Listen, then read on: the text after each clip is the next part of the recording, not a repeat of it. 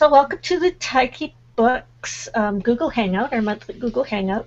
Today we are talking with the people of On Spec to celebrate the 25 years, and they're putting out the 25th anniversary anthology through Taiki Books coming out in August. Joining us today is Diane Walton, who is the managing editor. Say hi. We have Susan McGregor, who is the fiction editor. You should actually say, because they don't see the video on the YouTube, they see the video through, or actually they will. Never mind. It's one of those things. Okay. Jen LaFace, who is the publishing assistant. Hi, everyone. She said hi, at least. This is how the conversation's going to go. Isn't that terrible? So, don't get really tired. You just wait. I'm sorry, what was that, Diane? I said, we'll get really chatty. You just wait. So, 25 years. Does it feel like 25 years? No. No, not at all. Does it? Speak for you. Do you feel harried or happy? A bit of both. It's like the job. I mean, it sort of doesn't change, right? I mean, it's like one issue, you get that out of the way, you start working on the next issue. So it's an ongoing process. And there's some hurry up and wait places and some moments of total panic, but you just get through. Okay. So we are here to discuss your anthology, so we're going to start with some questions on that. If people... Dig me, come here. Dig me, hey. Come here. Where did he be? Sorry, that's my dog. No worries. If people want to ask questions as they're going along, you're quite welcome to. You can hit up our YouTube channel, Taiki Books, and type your questions in there, and we will get to them. I don't think we've ever missed a question. So we will start with the story selection. Did you guys reread all your past issues, or did you start with a short list already, or was it just, ooh, I remember this story really well and it must be in, or all three? Probably all three. I mean, nobody had time to reread every issue, at least I sure did. But I did go through, sitting down, going through every issue and just at least glancing at the table of contents and making my long list of the stories that really stuck with me. And so that's how I came about with it. Susan, what about you? I organized all my issues, and in organizing them, kind of looked at all the stories that were in each one, and I already had kind of in my mind some of my favorites. I think I had about 20-odd stories initially that I really loved, and I think we all kind of did, so we decided we had to kind of limit our choices. So I think I suggested that we all just pick our favorite 5 and see if we had any overlap that way. So, yeah, I don't know. That answers the question? I have no idea. That works. Okay. Jen, did you manage to get the screenshot of the cover page of the new anthology? Yeah, I thought it was actually looked awesome. No, but were you going to put it up here? You said you captured it, or? Oh no, I was looking at something I meant something else with that. Sorry. Okay, I'm going to see what I can do here. So please excuse us while I multitask. But while I'm doing that, how many people were involved in the selection process? Oh, dear me. What, half a dozen maybe?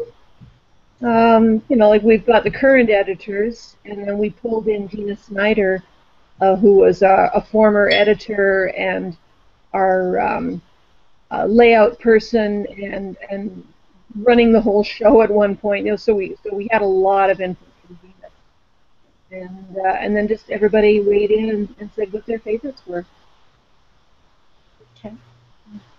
I am trying to see. I know there's a way to capture video or picture, but I can't seem to find it. So you'll just have to go onto the website and take our word for it.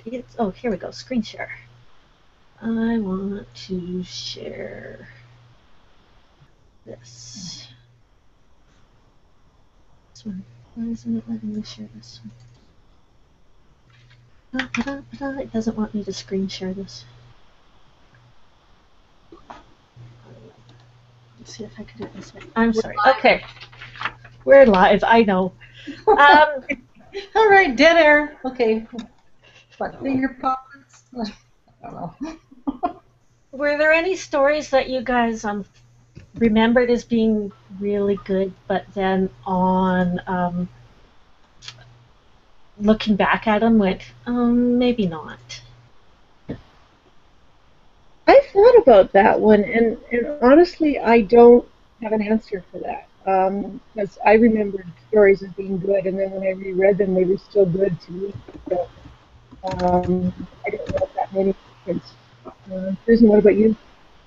I'd say no, because I think all the stories that we have, that we go through a really rigorous selection process for every issue, and I think the stories have shown, they last, they have lasting value. So I would say no, there is not a case of looking at a story and saying, no, maybe not, because they're all good. I think really we just had our favorites, and like a typical kind of fight night, we ended up fighting for what we felt were our favorite stories, and I think for the most part our favorites are in there. That's what the anthology is this time. It's 6 people choosing their favorite stuff, and no second guessing. The stories are all good. Mm-hmm. Yeah, and it's stories that we think deserve to be seen again. We deserve to be shared, especially if we've got them, in a back issue that's no longer available in print. And as much as we're trying to get as many of our digitally, at least this way they get another another trip out into the universe. Like people can actually read them and get another feeling for what On Spec has been over the years, and what our personal flavor is. Okay. Well, I've got not a very good version, but there's the cover page as it is. Can you guys see that? Mm-hmm. The cover artist is Herman Lau, who is an Edmonton artist. He's done a number of covers for us over the years, and we love him. He's really good. He's done promotional materials for us, too. Okay. So what about the opposite? You said you didn't find stories that were good and then didn't age well. Did you find stories that you were thinking maybe not, and then went, oh, this one actually is quite appropriate now? It's entirely possible. There were some stories in my mind that I didn't necessarily, wasn't quite taken with them when we first published them, but other editors were. And the same thing happens with the book. There's a couple of stories that maybe I won't say which ones, because that would be really unfair. But everybody chose a story to suit their taste. And the same thing can happen with each other, each editor. I might have had a selection that somebody else didn't agree with. So it's the same as the magazine. It's how we do it. Okay. Mm-hmm. So once you had your story list, what process did you guys go through to shortlist them? Susan? What was your idea? Well, I think we looked at the overlaps, and I mean, some of my favorite stories were a couple of Diane's favorite stories, or a couple of Gina's favorite stories, that kind of thing. So those are obvious choices, right? Where we had to narrow down, I think we had about a short list of probably about 30 stories or so, and we only ended up publishing 24 stories and poems included within that number. So then it was kind of a fight night. There was some arguing. Arguing is a polite term, okay? Discussion. Let me say there was some discussion as to which ones we wanted to choose. I had to give up one that I liked. That's just the way it goes. That's the same thing that we do with the magazine. We can't always do everything, and it's a collaborative effort. So, this was a collaborative effort as well. So I don't know about you, Diane. Did you have a few that you had to kind of give up? Oh, probably, yeah. I just don't. It's not the kind of thing I need to dwell on right now. I mean, I'm happy with the that's in it. But like any fight night, like you're right, people do have to give up things that they would I'm very happy. Diane, can you get closer to your mic or something? You keep fading out. Okay, sorry. Okay, Sorry about that. that's okay. I'm sitting practically sitting on top of the computer, so it's really hard to tell. Oh, that's fine. Well, it might not be your mic, it might be your reception because you stutter a bit to your video. It could be. Yeah. Jen, you're sitting there so nice and quiet. Do you have anything you wish to contribute? I was more involved with supporting Diane and the other editors. They chose all the stories. I can talk more generally on Spec if anyone's interested. But We are going to talk about On Spec too. So why don't we jump to some of those and then we'll go back to the anthology. So, which we should have probably said right at the beginning, what is On Spec? I tell people it's older than my sister, but I shouldn't say those. But that doesn't tell us what it is. No. I'm just being facetious. Diane, do you want to take this one, or do you want me to? Or Go with it. On Spec magazine, it's been running for 25 years, which is awesome.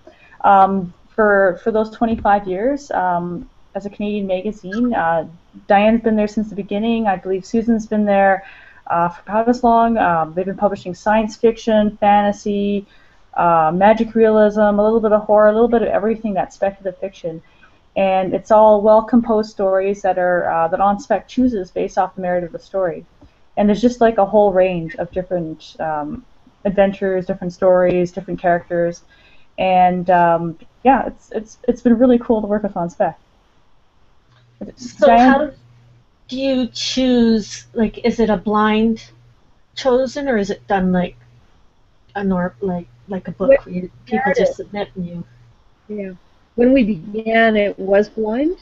In that our administrative assistant at the time, who was Kath Jackal, was basically scrubbing the names and identifying information from each of the paper manuscripts before we even saw them. And so for several years, we didn't know, whose stories we were reading. So we were accepting total unknowns and rejecting people who were quite well known. So it was totally a level playing field. And we got to a point where we thought, we've been around the block long enough that a person's name isn't going to influence us. It isn't going to make us choose a story because they happen to be famous, or make us reject because they happen to be totally unknown.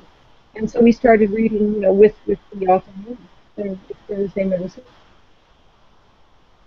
So we publish both established and emerging authors.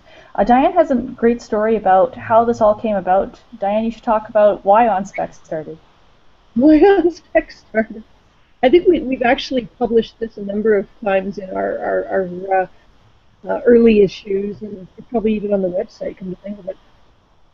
We had a writers group about people that I was with, including Marianne Nielsen and Hazel Sangster and some of our early people. And it was a critiquing group that was getting together and writing short stories and novels. And somehow or other, over the course of a year or so, everybody started writing science fiction and fantasy. And even the people that were writing mainstream to begin with, they were kind of catching the bug. And then trying to submit to markets in the States, because that's the only place where there were established markets. And having their stories rejected because people didn't quite get what we were writing, what we were saying. And, like responses were things like, hey, it's really good, but I don't think anybody's going to understand it. Yeah, so one night over, I guess, several glasses of wine, somebody said, we could start our own magazine. And as it turned out, because Gina Snyder was at the time doing desktop publishing, which is the big thing, we knew we had somebody who could do our layout for us. We had artists on hand. We had contacts with writers right across the country. And so we just put out a call for submissions, and people sent us their stories, and we got the first issue together. And then we sold out, and I went, okay, what do we do next? And after that, we just kept going. So, do you notice the fads in the stories you receive? For example, vampires with the Twilights have been really popular, so those come, and then, zombies are obviously a fad right now. So do you see the trends as they become popular in the stories you receive? I don't know, Susan. What about you? I don't really notice the trends as much. No, Although, not really. No. I mean, we're gonna get the odd story, vampire, werewolf, zombies, that sort of thing. We tend not to go with trends. We tend to go with stuff that is extremely original. So if you're going to send us a zombie story or a vampire story or a werewolf story, even steampunk at this point, it really better have an original spin on it. Because, I don't know, we're a little snobby that way. We go for the unique, we go for the original, and so don't send us anything that's already been done. We won't do Are there any takes in the anthology with, because we were mentioning zombies, werewolves, vampires, any stories that do that take it and make it original? One of my favorite stories is a werewolf story by Rob Hunter, Boys Night Out, and it was one of my picks, and I'm glad that it made it into the anthology. And it's a great story because it does an original spin on it. It's about a gated community, and kind of a takeoff on Lysistrata and how the wives kind of manage their werewolf husbands and bury things under garden toads when they need to. So yeah, it's a great story. So that one was definitely a step from what you usually expect. So I think yeah, that was a good one. Is that somebody can send us a zombie story, or somebody can send us a vampire story, or somebody can send us a demon story. But the one that we will buy is like The Black Man, which is in the book, one of my personal favorites. And it's got a demon in it, but it's got a demon that shows up because this uptight white bread community decides that they're not diverse enough, so they advertise for a black man to come and live in the community. And this black colored demon just kind of happens to show up and move into somebody's garage. And so, hilarity ensues, right? That's the spin that we need on stories. We need somebody to say, hey, I'm going to break out of this mold. I'm going to push the envelope. And a lot of rejection letters that I'll send out is to say to somebody, look, this is good, but it's not pushing the envelope. And that's important to us. I like The Black Man too. That was one of my favorites as well. It's so politically correct that it really pokes fun at that, and I just love how all hell breaks loose because they're trying so hard to be politically correct, and it's a great story. So that was one of my favorites too, definitely. Okay, I'm going to see if I can get a readable version of behave. Table of contents here. No, there's most of it. People can see it. Okay. So a little bit back to the anthology. Were there any stories that you wanted to put in but you couldn't locate the author after all these times, so you had to put it, take it out? There were even a couple of stories that there was one that we didn't use, unfortunately, but the author had been completely off the map for many, many years. And then all of a sudden one day he wrote to us and said, "Huh, you don't remember me, but I wrote such and such a story." And I went, "Holy cool, this is one of my favorite stories." But, sadly we didn't pick that one. But I think that we were lucky in that all of the stories we selected, we either already knew where the author was or they weren't too difficult to track down. For example, Casserole Diplomacy, the author, Fiona Heath, who has left her writing career and become a minister. I think she was newly ordained in the United Church. And I found her when I was just kind of poking around one day, and I Googled her name, and came up to this church website where they were advertising that she was doing her first sermon as she was newly ordained.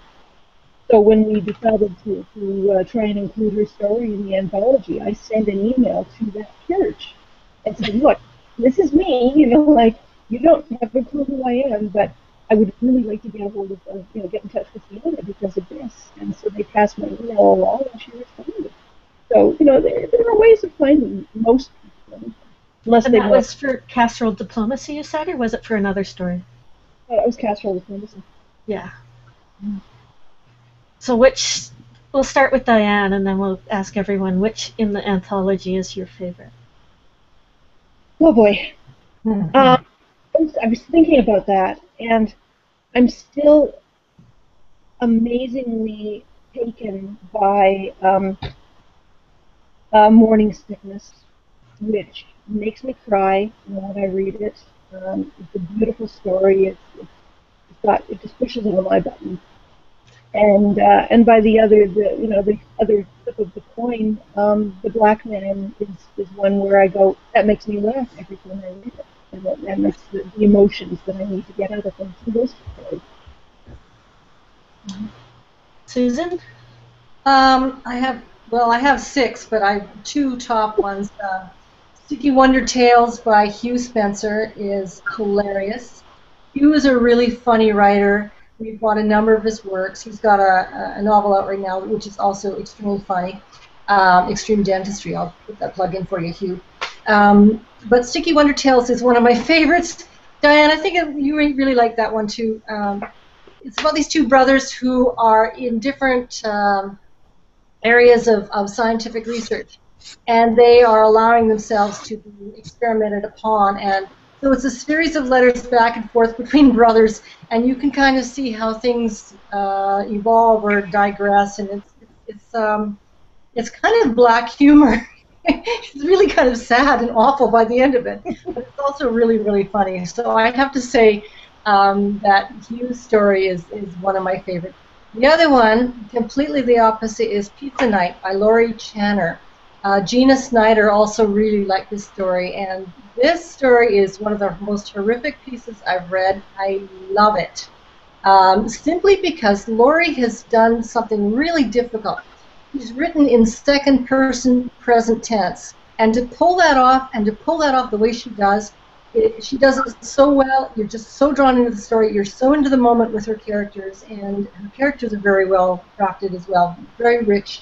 And by the end of it, you're left with that, oh my God, what's about to happen here? So that would be my second choice. So one really funny by Hugh, and one really dark and horrific by Laurie. Those are my. Jen? Oh, I'm just trying to remember the list. I think I saw it briefly. Was the a muffin story in there? I can't recall. Diane? Do you want me to I'll put the link. Yeah, that would be great. So you can. We decided that we didn't want to have any stories for our first 5 years because we already have. So we kind of kept from the previous 20 years instead of all 25.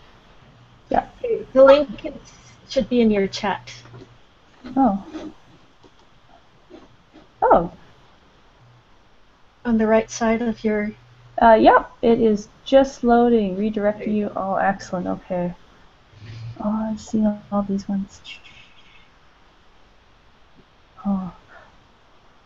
If Still's the one I think it is, I enjoyed that one. Oh, I'm just trying to see.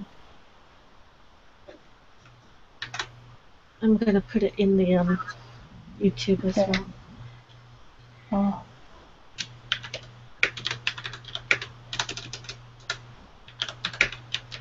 Wow.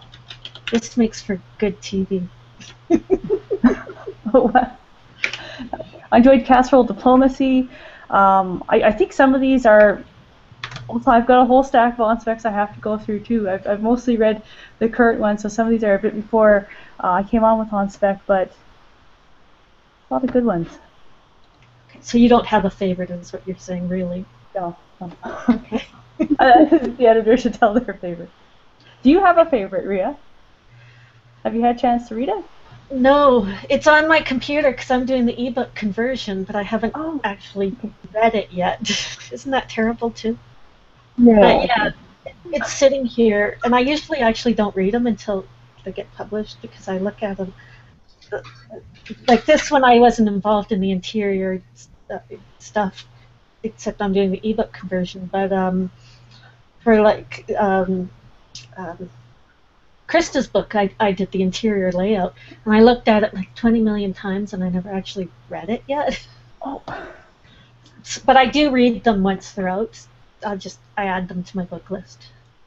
Okay. Yeah, some of these names too are people we've published several times before. Which is actually a question that says, who is your most published author? Who have you published? Who has On Spec published the most? I got Ashley. When you asked that question, I was looking through the questions, and I asked Jen to go through our database and just find the authors that we had published numerous times. And as it turns out, Sandra K. Riedel, she pronounces it Riedel, she's in Ontario. We've done, I believe, 12 stories of hers over the years. She's an amazing writer. Every story that she's sent us has been so unlike the others that she's so versatile. She's really something. We've had other writers like Kevin Cockle. We've got a number of stories that he's done. I think Kevin's a genius, personally. He's another one that you're always getting something different and new. He never seems to fit in any particular genre or subgenre. Yeah, everything he sends us is gold. Send us more, Kevin. He's got a story in Mass Mosaic, our other anthology. Mm-hmm. Mm-hmm. And we've had cover artists as well that we've used several times, like James Beveridge and Herman Lau's been on several covers. And do you gravitate then towards Edmonton? Because I know Jim is in Edmonton, and you said Herman is in Edmonton. Do you tend to gravitate towards Edmonton artists, or is that just coincidence? Really, it was just coincidence. We like their work. We've used artists from totally different. Talking about writers that we've published, we should mention Elaine Chen, who is obviously in the anthology, but we published her 7 times? Mm-hmm. And who else? Brent Knowles is one that we're starting to see more and more. He's a local. Brent's local, isn't he? Yes. Yeah. Okay, so so we're seeing more and more of his work, and again, he's one of these writers that is really versatile, kind of like Kevin Cockle. We're always getting interesting stuff from them. Who else? There's we've gotten stuff from Al Onia, Tony Pye. Oh yeah. I think we've got a few from Sarah Frost, Holly Phillips, Leah Bobet. We've had a couple from Jason Kapalka, I believe. Yeah. Mm-hmm. Yeah.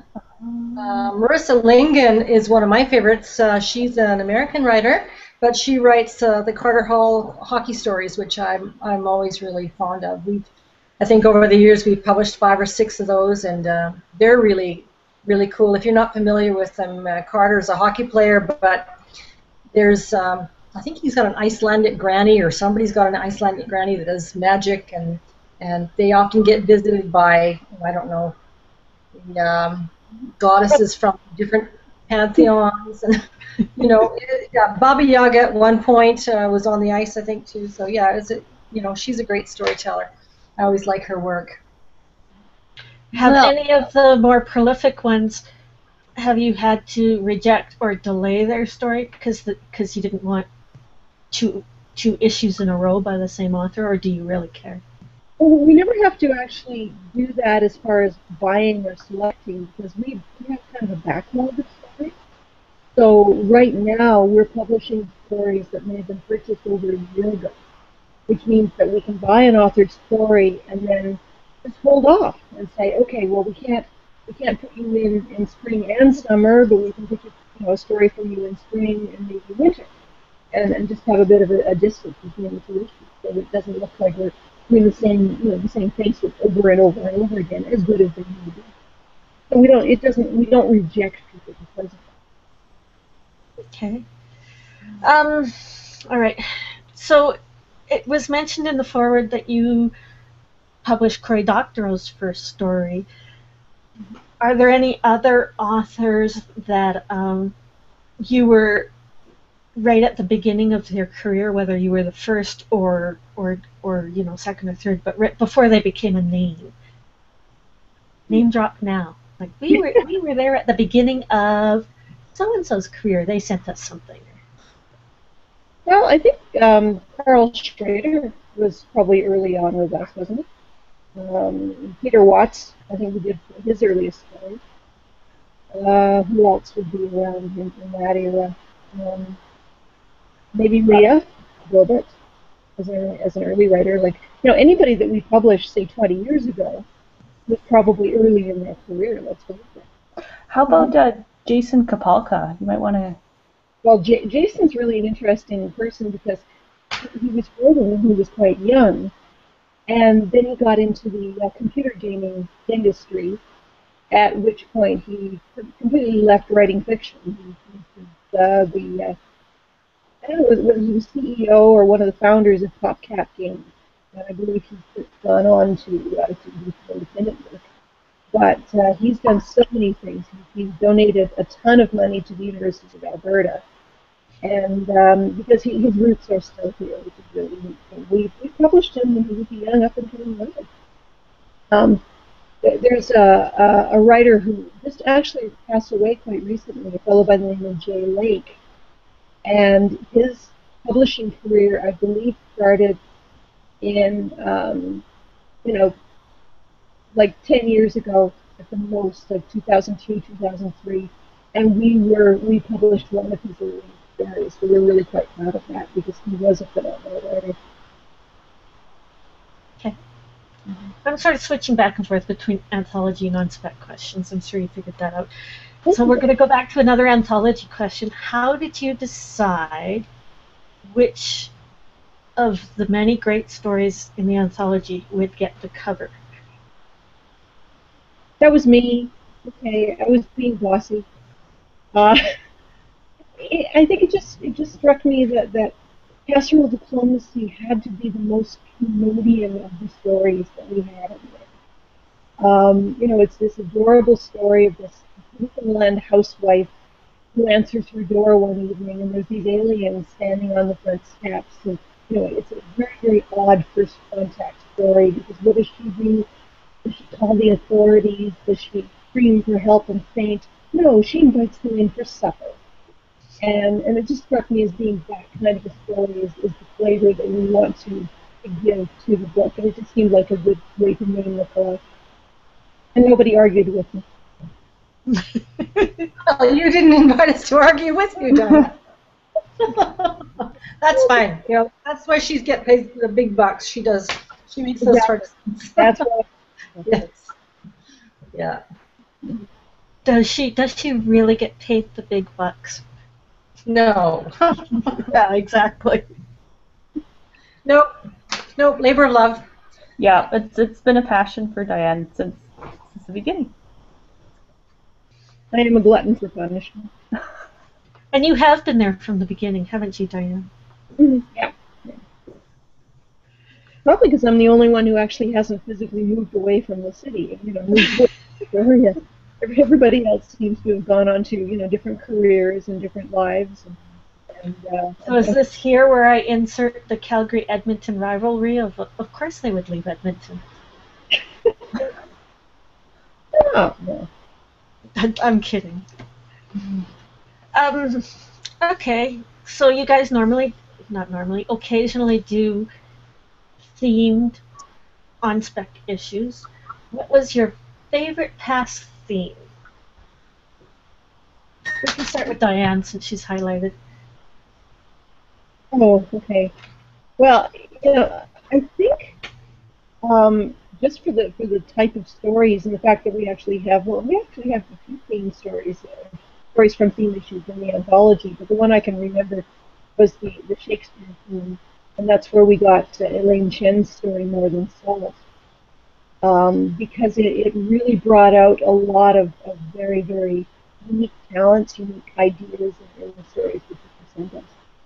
and so I quite enjoyed that. That one, and we did a World Beat issue, which is again Closing Time is one of the stories that we kept frozen. It was from that issue, and it brought out it allowed the writers to really explore different themes and different ideas, and the World Beat allowed them to explore different countries.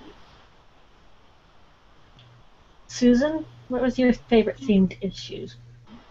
Well, I seem to be sticking to kind of a theme here. Unintended, sorry. The horror issue, which surprised me because I don't really consider myself a big horror aficionado, and yet the two stories, well, the one story in this anthology that I love is Laurie Chandler's, which is horror, and I've written a little horror, although I don't consider it my forte. The other one that I really liked was humor, and again, like I've talked about Hugh Spencer's story, Rob Hunter's Boys Night Out as well, and a few others in the anthology. So yeah, I'd have to say the humor and the horror themes were probably my favorite. And those are the only ones I can think of at the moment. And Jen, the most quiet in our lineup here. You know, because I got to start from beginning to end just with working and supporting the editors. I enjoyed the Apocalypse issue. It was just actually a lot of fun putting the call out and just seeing who responded. Like, it was interesting. We had a lot of authors that we published before, but a few that were new. I thought that was really cool. Just the whole process there. Also, there was in 2008, I believe, the second teen-themed issue where just they had teens and young adults writing. And there were some good stories from there as well. So there's, yeah. Okay. Do you guys have a theme issue coming up soon? And if so, what is it? Nothing we haven't really discussed. Okay. I know it's a lot of work to get together to make the call out and to have which issue. I know for the Apocalypse one, we picked fall because we thought that was fitting for the fall in 2012. But it would be up to the editors what they'd want to do. So, Diane and Susan? I'd like to do steampunk, but I know that there are a lot of theme issues are a lot of work. But I'd like us to do a steampunk. I think that might be fun. What do you think, Diane? It's possible. I mean, like you say, theme issues are far more work because of the timing involved. Because if we say, you know, the theme issue is going to be spring of such and such, we have to put out all, we have to select the stories, we have to edit, you know, the stories, and everything has to be done a lot faster than with a normal issue. Because with a normal issue, I've got stories that are sitting there that have already been edited, they've already been selected. All I have to do is just up, you know, here you are, and they go in. But theme issues are a little bit more labor intensive. But yes, steampunk would be cool. Okay. We've asked most of the, we have no questions online, most of the anthology questions, so I'm going to do mostly just on spec. And now we're going to get into the nitty-gritties, like, do you guys accept, or do you have to go through an agent, or do you accept normal, or which do you prefer? For submissions from authors? Yeah, submissions from we usually just prefer, from the experience on the admin side and publishing side, we would get stories in, and most of them it's just directly with the author. And from that end, it makes it easier. We've dealt with some authors that actually have an agent, so the agent has to get involved, but all I have to say is it's actually been really good. I would add just a clause to the contract, and it was just, you know, pleasure working with the author and the agent. From my end, I'm not sure if Diane or Susan had a different experience. Well, I remember, like, we've only had a couple of agented stories, and it just makes, you know, like you said, it makes a difference in the wording of the contract, possibly, or how they're paid. But it's not really that much of an administrative nightmare. But most of the time, like, because we are now accepting all our stories through the online process, that makes a difference. Stories online, as far as I know. Well, I know some of our, wasn't there someone who was published, a writer who was published On Spec, and their short story had actually become a novel? I'm trying to recall that. Diane, do you remember? Yeah, we've had a few that their stories eventually got expanded into novel, but nothing personal. So, I'm sorry, we lost that entire last little bit, Diane. Oh, sorry. No, nothing comes to mind Okay. of any stories like that. So if someone wanted to submit, would they just go to your website for guidelines and submissions? And what is the website? Well, we're actually having a revamp of our website, which I'm excited to say. So we're moving to WordPress, which will allow us to, our goal is to actually talk and engage more with writers and readers to have more blogs. I know Susan's been doing an awesome job with her blog, Susan Ims, which you should plug here, Susan. I'm going to make you guys plug everything. So, but at this point, because all the editors are volunteer, we have our submission periods only open for a certain amount of time. We may open earlier because in 2013, I think we opened in November, December, and went for up until like January 5th. I can go over just a brief history of how submitting has just changed altogether. I mean, a lot of people are doing online. We went from only paper manuscripts that were either photocopied or shared among editors to emails to we're using something called submittables now, which is just great. It allows us to ask for certain, to have people fill out forms and actually complete them and give the relevant information. And it makes everything a lot more easier when reviewing stories. Or that's the impression I get from the administrative side. I don't know from the editorial side. But I think we're going to be reopening, Diane, maybe in a couple months or. Well, closer to the end of the year. Oh. We're all pretty bad. Don't. So the website is On Spec. Scare me. CA, right? Yep, it's onspec.ca. We're using it'll change. We have a test site up that Brent Jans is working on, which is looking great, and we'll be slowly populating it with. We might even put up some old editorials too that have been written just to give people a chance to know On Spec and On Spec the last 25 years. So there's a lot more that we'd like to do to reach out to readers and writers. Mm-hmm. We also have a Facebook group. I read On Spec. And then we have Twitter, which is at On Spec Magazine. And then there's tweets. We tweeted at this event. We've got we're showing up at conventions, interesting articles. Congratulations to writers who we've published and won awards. If you want to check us out, you can go there. Okay. And your next public appearance will be at When Words Collide, isn't it, in August? Or you have something else sooner? No, I don't. I think July is pretty quiet, actually. So When Words Collide, we'll be there. We'll have a table in the dealer room and possibly some programming. And so, yeah, that's where people can see us. Okay. So we're about to wrap up, so is there anything any of you want to say, especially going forward to the next 25 years? Susan, talk about your blog and talk about the ABCs. Definitely. Well, I think most people are well, maybe not. I don't know. I resurrected my blog called Susan Ims about a year and a few months plus ago. And one of the things I decided to do was to treat it as pretty much a professional blog where I talk about writing and editing. And there's a couple of different streams. One stream is for beginning writers. It's called the ABCs of How Not to Write Speculative Fiction. But basically it's basic rules of thumb, common sense for when it comes to writing, and also kind of an editor's point of view as to what we see with early manuscripts. When we're actually reading submissions, the second string that I do is my letters to the slush pile, which is actually based upon submissions that we get and what I think when I read the submission.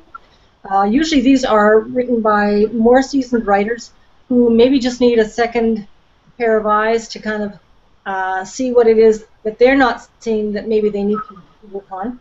And then I write a little bit about my own writing. Susan Imms right now is nominated, like On Spec, for an Aurora Award, and so is my debut novel, The Tattooed Witch. So I will often write about my writing experiences with The Tattooed Witch and The Tattooed Seer and The Tattooed Rose. It's all part of a trilogy. And then just miscellaneous stuff on the blog as well that kind of comes up about, what I'm thinking about writing, mostly writing or editing, or how that kind of affects people in their everyday lives as writers, I guess. So yeah. And So what was that's the website again? Oh, it's susanims.blogspot.ca, or I think you can get susanims.blogspot.com too. Either one will get you there. So spell that SUSAN. It's a play on words like antonym, homonym, synonym. I just thought Susanims would work, so it's SUZENYMS. And if you just type in Susanims into the Google search bar, it should come up. So thank you for asking. Who's next? Let's not all jump in at once. Okay. Yeah, we can do rock, paper, scissors. No, I'm kidding. I'm sorry, I have a cat actually coming at me right now. Oh, that's handy. I can throw in a plug for one of the newest initiatives that we started this year was our teacher toolkit. Was you it? Sorry, you cut out again. A teacher toolkit. Okay.